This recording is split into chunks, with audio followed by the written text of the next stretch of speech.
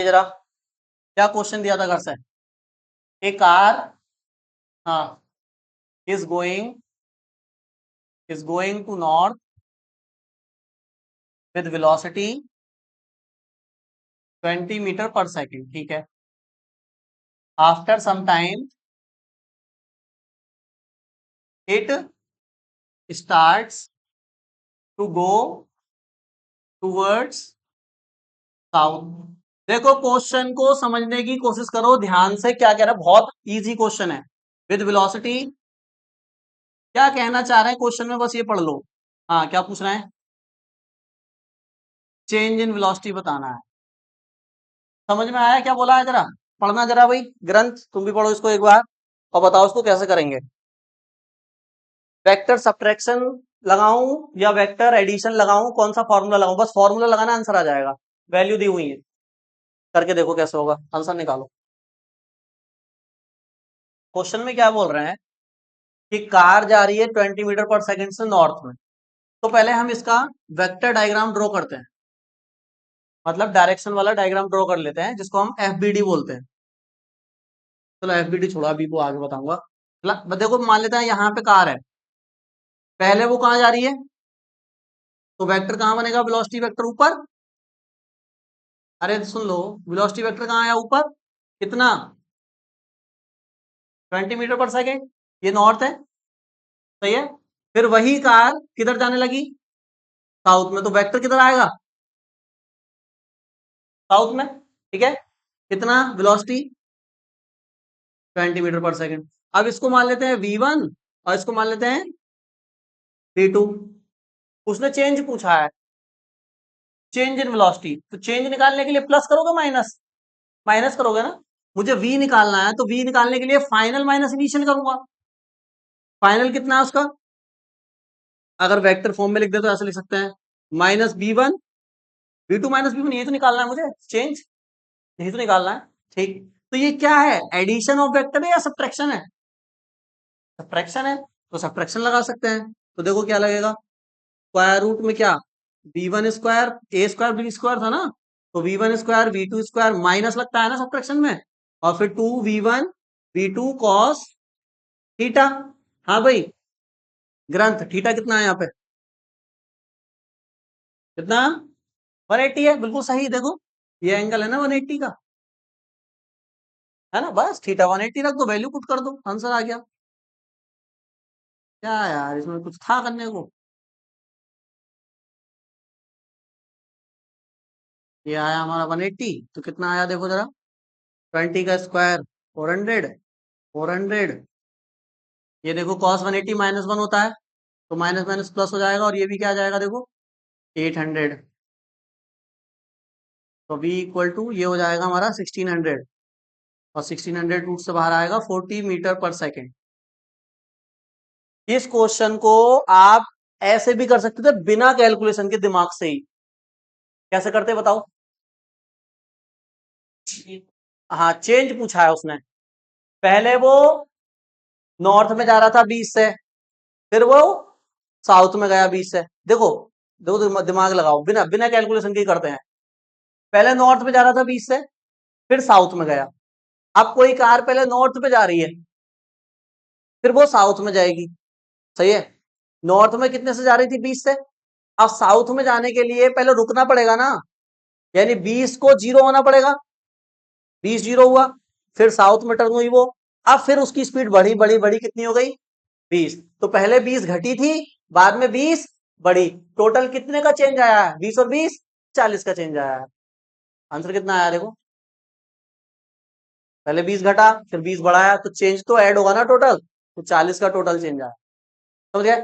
Next question लिखो, ऐसा ही question दे रहे हैं, खुद से करके दिखाना जल्दी से। क्या बोल रहे हैं? कह रहे the ratio of magnitude of two forces, दो फोर्स वेक्टर है मेरे पास, समझ लो जरा ग्रंथ। दो फोर्स वेक्टर हैं, उनके मैग्नीट्यूड का रेशियो दिया हुआ है, कितना? 3:5। मैग्नीट्यूड नहीं है, रेशियो है, डिवाइड कर दिया उनके मैग्नीट्यूड को, तो इतना आ रहा है, सही है। आगे कह रहे हैं जो रिजल्टेंट है दोनों वेक्टर का, जो ट्राइंगल लॉ से या किसी से भी हमने निकाला, वो कितना आ रहा है? 35 न्यूटन, उसका भी मैग्नीट्यूड दिया हुआ है। कह रहे हैं दो जो फोर्स वेक्टर थे उनके बीच एंगल कितना है? 60 डिग्री। तो जो अलग अलग फोर्स है उनके असली मैग्नीट्यूड बताओ कितने हैं। ये तो रेशियो है ना उनका, तो आपको असली वाले बताने हैं कितने होंगे। करो जरा इसके क्वेश्चन, बहुत आसान है ये भी।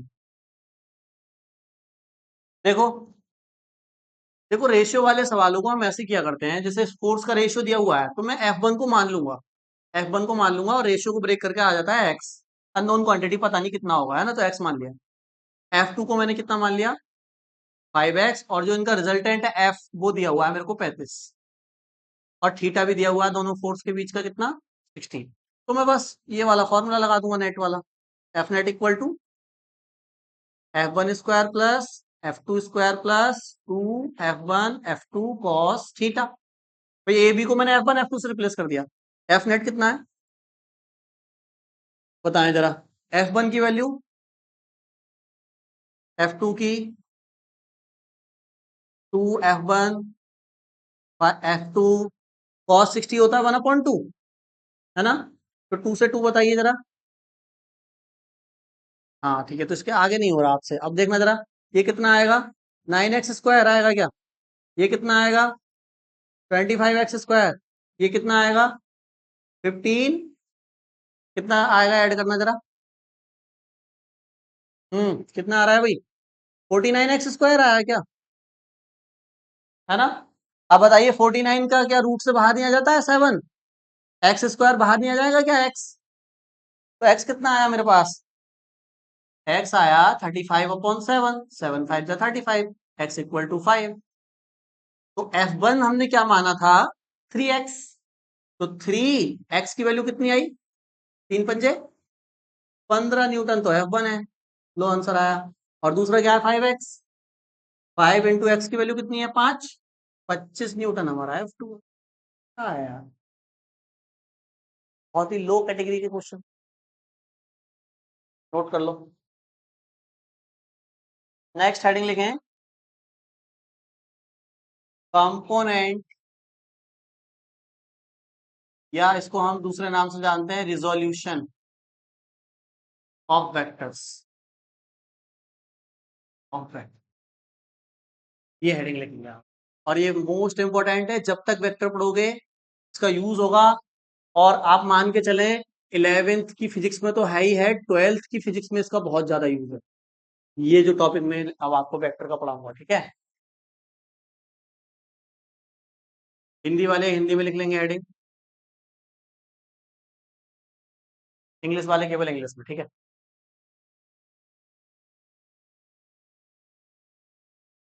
नहीं, दोनों में लिखेंगे, हिंदी वाले इंग्लिश वाले केवल इंग्लिश में, ठीक है।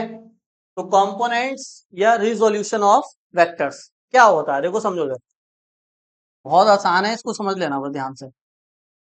अब इसको समझने के बाद आपके न्यूमेरिकल की जो कैटेगरी है ना वो चेंज हो जाएगी, ठीक है। फिर ऐसे न्यूमेरिकल आने लगेंगे, तो समझना ध्यान से। ये मैंने क्या बनाया है, एक्सेस बनाया है। ये एक्स एक्सेस और ये वाई एक्सेस। वाई को इतना बड़ा बनाने की जरूरत नहीं है, निगेटिव वाई की हमें जरूरत नहीं, ठीक है। तो ये हमने क्या बना दिया, एक्सेस बना दिया। एक्स को भी छोटा कर देते हैं। तो ये कौन सी एक्सेस है बताएं जरा, एक्स। और ये कौन सी एक्सेस है, वाई, ठीक है। अच्छा, मैंने एक बात बताई थी, टाइप्स ऑफ वेक्टर जब पढ़ाए थे तो एक्स एक्सिस को जो वेक्टर डायरेक्शन शो करता है उसको क्या बोलते हैं हम, जो एक्स एक्सिस की डायरेक्शन को शो करता है उसको क्या बोलते हैं, आई कैप। मतलब अगर किसी के आगे ऐसे लिखा हुआ है velocity equal to 5 metre per second और आई कैप, इसका क्या मतलब है, इसका क्या मतलब है, 5 मीटर पर सेकेंड में पार्टिकल कहाँ जा रहा है, एक्स एक्सिस में जा रहा है। ऐसे ही वाई एक्सिस को क्या बताया था हमने आपको, जे कैप। ये डायरेक्शन शो होती है, जेड को के कैप बताते हैं, ठीक है। चलो, अभी 2 डायमेंशनल लिया है मैंने, आई कैप और जे कैप, 2D प्लेन, एक डायमेंशन और दूसरी डायमेंशन, ठीक है। अब इस 2D में मैंने एक वेक्टर मान लिया, मान लेते हैं ये कोई वेक्टर है, इसका नाम क्या दे दिया मैंने, ए वेक्टर। ये कोई वेक्टर है, किसी प्लेन में ये कोई वेक्टर रखा हुआ है, सही है। और एक्स एक्सिस से इसी ने कुछ एंगल बनाया और उस एंगल को हम क्या देते हैं, थीटा, सही है। तो किसी भी वेक्टर के, कोई वेक्टर अगर किसी प्लेन में रखा हुआ है जिसका मैग्नीट्यूड है और डायरेक्शन है, तो उस वेक्टर के दो कंपोनेंट किए जा सकते हैं, एक एक्स एक्सिस पर और एक वाई एक्सिस। अगर कोई वेक्टर किसी एंगल में रखा हुआ है किसी प्लेन में, तो दो डायरेक्शन में वो आ सकता है, इफेक्ट दिखाएगा अपना दो डायरेक्शन में। कहां कहां दिखाएगा? एक्स एक्सिस में दिखाएगा और वाई एक्सिस में। इसका मैं एक एग्जांपल देता हूं आपको डेली लाइफ का, देखो इधर समझो। मान लो यहाँ पर ये एक रोड है सिंपल, और यहाँ पर कोई गाड़ी है। ये गाड़ी चलो ट्रक ले लेते हैं, लेकिन ये ट्रक बड़ा वाला ट्रक नहीं है जो तुम आप समझ रहे हो, ये बच्चों का खेलने वाला ट्रक है, जिसमें धागा बांध के बच्चे चलाते हैं। ये कोई बच्चा है मान लेते हैं, ठीक है, ये धागा बांध के ये इससे खेल रहा है, ट्रक को ऐसे खींच के लेके जा रहा है। सही है, सही है, धागे वाला ट्रक है। अब मुझे बताओ, ये यहां से इसको खींच रहा है ना, तो ये यहाँ पे कौन सा वेक्टर लग रहा है? Force vector. भाई खींच रहा है तो फोर्स वेक्टर, सही है। और फोर्स वेक्टर कुछ एंगल पे लगाया, देखो। तो मैंने क्या बोला कि जब भी कोई वेक्टर किसी एंगल पे होगा, जैसे ये है, जनरल बात कर रहे हैं, तो उसका इफेक्ट दो जगह दिखेगा। एक तो एक्स एक्सिस पे दिखेगा और एक वाई एक्सिस पे। अब कैसे दिख रहा है, यहाँ कैसे दिख रहा है? अब ये जो बच्चा है इसको ऐसे तो खींच रहा है, लेकिन गाड़ी बताओ आगे भी जा रही होगी, आगे जा रही होगी एक्स एक्सिस में। और अगर तुम ध्यान से देखोगे तो आगे वाले पहिए थोड़ा हल्का हो गए होंगे और उठ भी रहे होंगे। गाड़ी जो है थोड़ा सा आगे से उठना भी चाह रही होगी, ज्यादा फोर्स लगाने का तो उठ जाएगी आगे से, है ना? तो जो कंपोनेंट है वो एक्स एक्सिस में भी जा रहा है, और कहां जा रहा है बताओ? वाई में। मतलब वो फोर्स तो लगा रहा है ऐसे, लेकिन वो लग कैसे रही है? आगे और ऊपर। आगे वाले कंपोनेंट की वजह से गाड़ी आगे चल रही है, और ऊपर वाले की वजह से ऊपर उठ रही है। तो ये जो दो जगह इफेक्ट आया इस फोर्स का, इन्हीं को बोलते हैं कंपोनेंट। क्या बोलते हैं? कंपोनेंट। और ऐसा हम किसी भी वेक्टर के साथ कर सकते हैं, चाहे वो फोर्स हो, वेलोसिटी हो, एक्सेलरेशन। बात समझ में आ गई? तो मैंने जनरल कोई वेक्टर मान लिया, क्या? ए। और कितने एंगल पे मान लिया? थीटा। तो इसके भी मैं कितने कंपोनेंट कर सकता हूं? दो, एक एक्स पे और एक। बात समझ में आ गई? देखो कर, अब करते कैसे हैं भैया कंपोनेंट? तो आप क्या करो, यहां पर एक टॉर्च लो, कि मतलब कैसे आइए एक्स एक्सिस पे कितना आएगा ये वाला वेक्टर। तो यहाँ पे मैंने एक टॉर्च ली, अब इमेजिन कर लेना भाई, मान लिया मैंने, और यहाँ से मैं टॉर्च इस पे मार रहा हूँ, ठीक है। कोई लाइन ऐसे रखी हुई है, उस पर मैं टॉर्च मार रहा हूँ, तो इसकी शैडो किधर आएगी? नीचे शैडो आएगी। और शैडो कहां तक आएगी?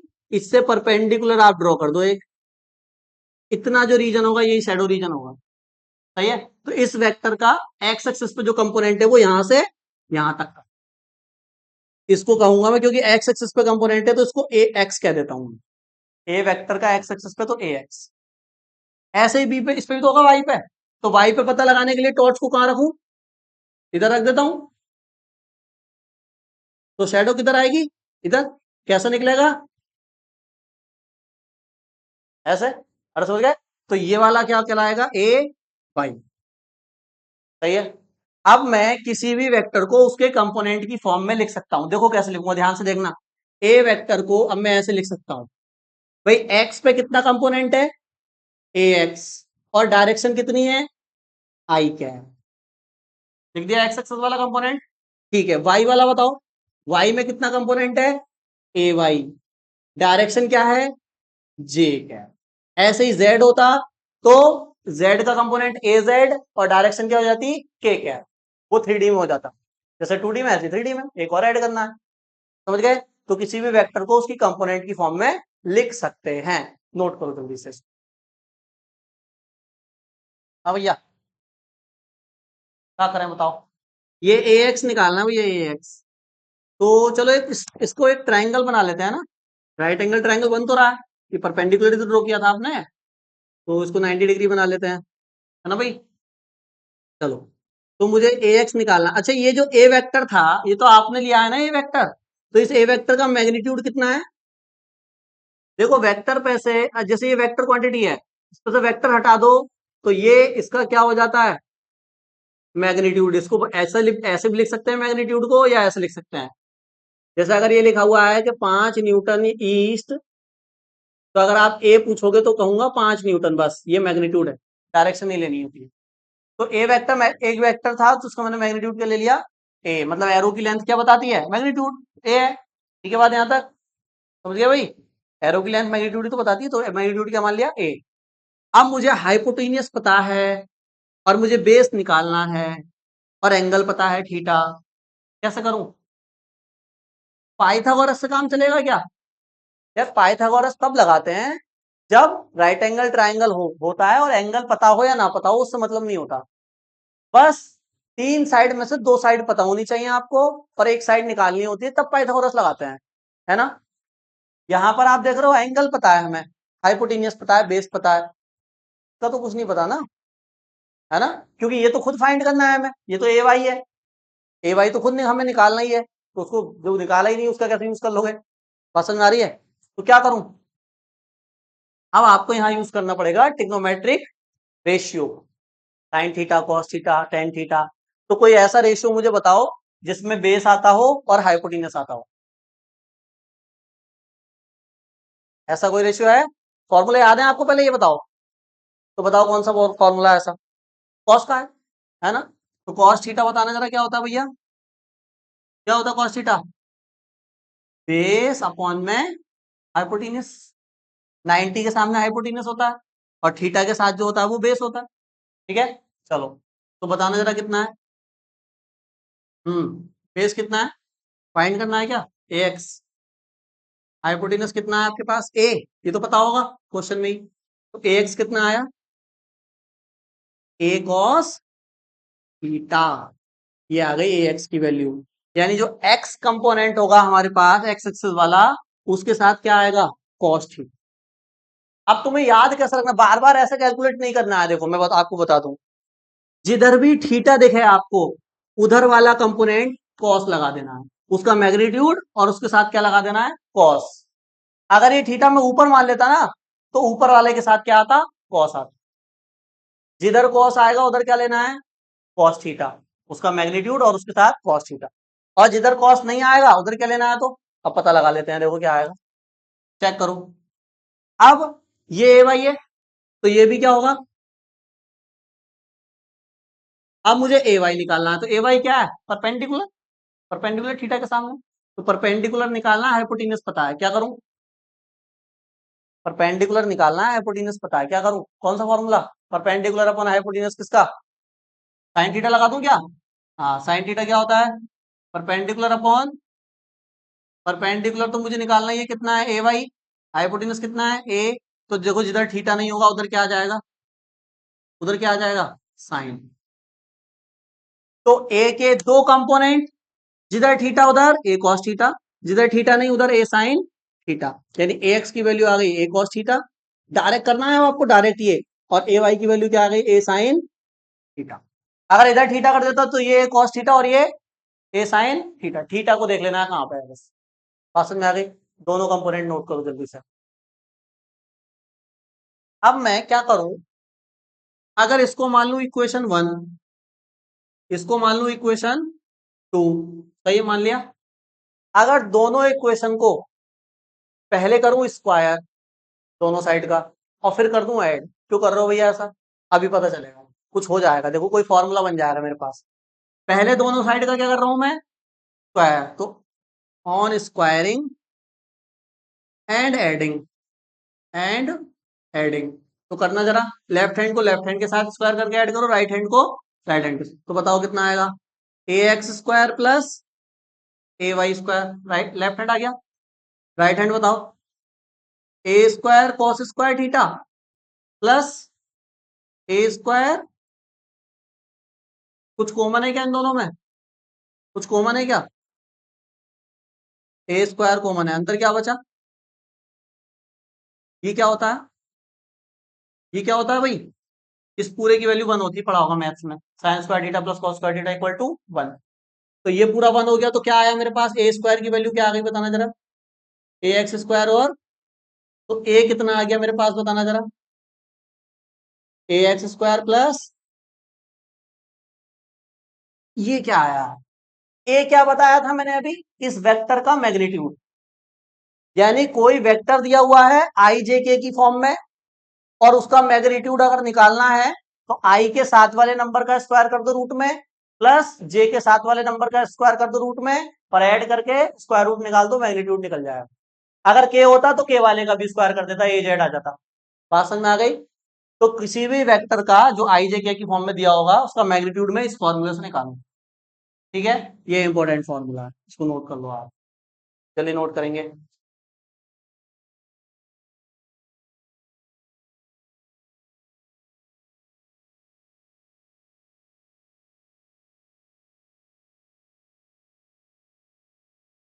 कभी कभी क्वेश्चन में क्या करेगा, इसके ऐसे कंपोनेंट दे देगा, ये वेक्टर दे देगा इस तरह से, और कहेगा वो बताओ एक्स एक्सिस के साथ कितना एंगल बना रहा है वेक्टर, एंगल पूछ लेगा। तो ये थीटा निकाल सकते हैं जब ये और ये दिया हो।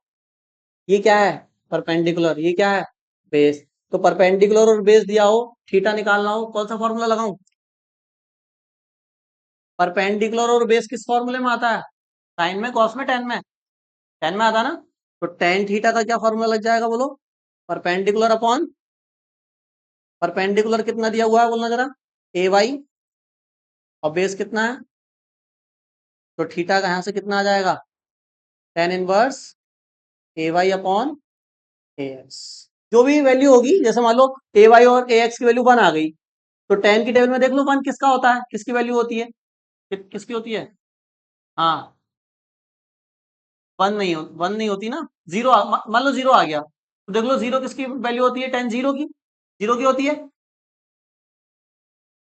45, टेन 45 होता है वन, पंडित जी वन नहीं होता। तो 45, तो थीटा कितना आ जाएगा, 45। सही है, नोट कर लो इसको, होती है वन, वो 45 की होती है। क्वेश्चन है, if A vector is equal to